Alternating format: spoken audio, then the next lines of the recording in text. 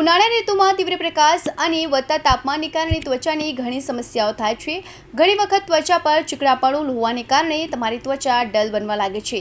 આવી સ્થિતિમાં ત્વચાના પોર્સમાં પરસેવાની ગંદકી જમા થવા લાગે છે. આનાથી ખીલ અને ત્વચા સંબંધિત અન્ય સમસ્યાઓનું જોખમ વધે છે.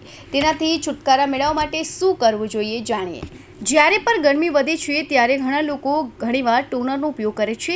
આનાથી ત્વચા થોડા સમય માટે ફ્રેશ દેખાય છે, પરંતુ તમારે તમારા ચહેરાને ઠંડક પાણીથી 2 થી 3 વાર ધોવો જોઈએ.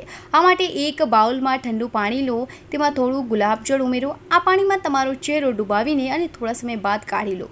5 મિનિટ સુધી આ પ્રોસેસ કરો, પછી રૂમાલથી ચહેરા સાફ કરો. આનાથી તમારી ત્વચા સ્વસ્થ દેખાશે.